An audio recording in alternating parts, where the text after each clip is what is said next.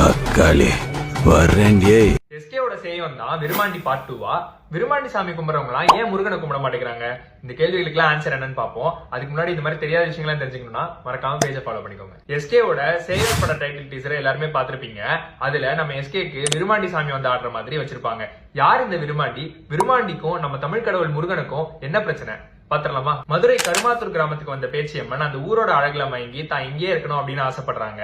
ஆனா அங்க ஏற்கனவே இருந்த பேய்காமன் இது என்னோட எல்லை, நீ உடனே கிளம்பணும் அப்படின்னு சொல்லி அவங்கள விரட்ட, அவங்க தன்னோட அண்ணனான விருமாண்டிய கேரளாவில போய் பார்த்து இந்த மாதிரி ஒருத்தன் என்ன விரட்டுறான், நான் இந்த ஊர்ல இருக்க ஆசைப்படுறேன், எனக்கு வந்து உதவி பண்ணு அப்படின்னு சொல்லி கூப்பிடுறாங்க. அதுக்கு விருமாண்டி எனக்கு இங்க எல்லாமே கிடைக்குது, நான் உன் கூட வந்தா எனக்கு தினமும் சூழி பொண்ணு சூழி மாடு கொடுப்பியா அப்படின்னு சொல்லி கேட்கிறாரு. சூழி மாடு அப்படின்னு சொன்னா நிறமாத கர்ப்பிணியா இருக்கிற மாட்டோட வயிற்று அறுத்து அதுக்குள்ள இருக்கிற சிசுவை எடுத்து படையல் போடுறதுதான் சூழி மாடு.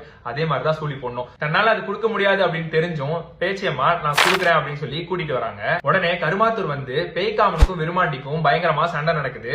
அதுல விருமாண்டி பேய்காமன் குதிரையோட காலை உடைச்சிடுறாரு.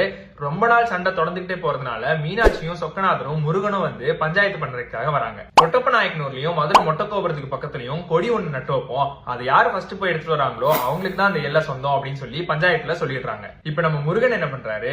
விருமாண்டி ஏற்கனவே பேய்காமன் குதிரையோட காலை உடைச்சிருக்காரு இல்லையா?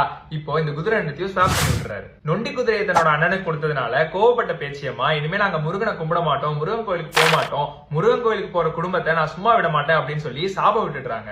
இதனால இப்பவுமே கருமாத்தூர் கிராமத்துல விருமாண்டி சாமி கும்பிடுறவங்க முருகன் கோயிலுக்கு போறதும் இல்ல, முருகனை கும்பிடுறதும் இல்ல. இப்போ உங்களுக்கு தெரிஞ்சிருக்கும் எதனால ட்ரெய்லர்ல கருமாத்தூர்காரனுங்க வள்ளி திருமணம்னு சொன்னோடனே வாயிலே இருப்பானுங்க. சரி, இப்ப விருமாண்டிக்கும் பேய்காமனுக்கும் நடந்த போட்டியில யாரு தான் ஜெயிச்சா? விருமாண்டி கேட்ட மாதிரி சூழி பொண்ணு சூழி மாடு கிடைச்சதா அப்படிங்கறத நீங்களா 3 சாமி கும்பிடுறீங்களா?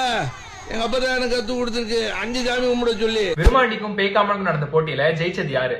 முருகன் கொடுத்த நொண்டி குதிரையை வச்சு தொட்டப்ப நாயக்கனூரையும் மொட்டக்கோபுரத்தையும் சேர்த்தே போய் அளந்து 2 கொடியையும் எடுத்துட்டு வந்துட்டாரு விருமாண்டி. அதனால இப்ப அந்த எல்லையுமே விருமாண்டிக்கு சொந்தமானதாயிடுச்சு. உடனே விருமாண்டி பேச்சியம்மாவை பார்த்து இனிமே இந்த இடம் உனக்கு தான் சொந்தம் அப்படின்னு சொல்லி நான் கிளம்புறேன் அப்படின்னு சொல்றாரு. அதுக்கு பேச்சியம்மா நீ இங்கே இரு, திருப்பி பேய்காமன் வந்தாலும் வரலாம் அப்படின்னு சொல்லி பயப்படுறாங்க.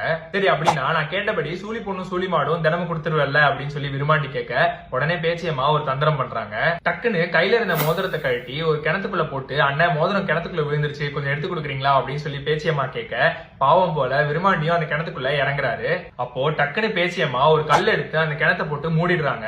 உள்ளுக்குள்ள விருமாண்டிய சிறை வச்சிடுறாங்க. உன் பேச்சை கேட்டு உனக்கு உதவி பண்ண வந்ததுக்கு இதுதான் நீ காட்டுற நன்றியா அப்படின்னு சொல்லி விருமாண்டி கிணத்துக்குள்ள இருந்து கேட்க, அதுக்கு பேச்சியம்மா நீ போனதுக்கு அப்புறம் பேய்காமன் வந்து என்னால எதுவும் செய்ய முடியாது, ஆனா நீ கேட்டபடி சூழி பொண்ணு சூழி மாடும் தினமும் கொடுக்க என்னால முடியாது, இந்த உலகமும் தாங்காது, அதனால வருஷத்துல ஒரு நாள் ஆடி கடைசி வெள்ளி உச்சி பூஜை அன்னைக்கு நீ கேட்ட மாதிரி படையல் வைக்கிறோம், ஆனா சூழி பொண்ணு சூழி மாடு கொடுக்க முடியாது, சூழி ஆட்டை மட்டும் படையலா வைக்கிறோம் அப்படின்னு சொல்லி வாக்கு கொடுக்குறாங்க. அதுபடி இன்னைக்குமே கருமாத்தூர்ல வருஷா வருஷம் ஆடி கடைசி வெள்ளி உச்சி பூஜையில சூரிய ஆட்டை பலி கொடுத்துட்டு தான் இருக்காங்க. அந்த ஒரு நாள் மட்டும் விருமாண்டி கிணத்துக்குள்ள இருந்து வெளியில வந்து படையலை ஏத்துக்கிட்டு பக்தர்களுக்கு அருள் கொடுக்கறதா நம்புறாங்க. இதெல்லாம் எப்பயோ ஆண்டவர் பண்ணிட்டாரு அப்படிங்கிற மாதிரி இது எல்லாமே விருமாண்டி படத்துல அங்கங்க சீன்ஸா ஆண்டவர் வச்சிருப்பாரு. இந்த மொத்த விருமாண்டி கதையுமே விருமாண்டி படத்துல கருமாத்தூர் காட்டுக்குள்ள அப்படின்ற ஒரு சாங்ல அழகா வில்லுப்பாட்டு ஸ்டைல்ல சொல்லியிருப்பாங்க. படத்துல பார்க்க முடியாது, ஆனா ஸ்பாட்டிஃபைல போனா நீங்க இப்பவுமே கேட்கலாம். அந்த விருமாண்டி கோயில்ல விருமாண்டி பேச்சியம்மனோட சேர்த்து நம்ம பெருமாளையும் மாயன் அப்படிங்கிற பேர்ல சன்னதியா வச்சிருப்பாங்க. பலியிடுறப்போ மாயனோட சன்னதி மட்டும் திரையிட்டு மூடிடுறாங்க. இப்ப இந்த கதையெல்லாம் கேட்டு முடிச்சுட்டு திருப்பி போய் விருமாண்டி பாத்தீங்கன்னா விருமாண்டி பேய்காமன் மோதிரத்தால வந்த துரோகம் அப்படின்னு சொல்லி எல்லா லேயருமே கனெக்ட் ஆகும். இப்ப அப்படிப்பட்ட ஒரு கதை காலத்துலதான் எஸ்கேவோட சேயோன் படம் உருவாகுது. அதுவும் சேயோன் அப்படின்னா முருகன் அப்படின்னு பொருள். முருகனோட பேர்லயே வச்சு அந்த படமா எடுக்கிறாங்க அப்படிங்கும் போது நான் ரொம்ப அதுக்கு ஈகரா வெயிட் பண்ணிட்டு இருக்கேன். நீங்க எப்படின்னு கமெண்ட்ஸ்ல மறக்காம சொல்லுங்க. அண்ட் உங்க ஃப்ரெண்ட்ஸ்க்கும் இதை ஷேர் பண்ணுங்க. நான் அடுத்து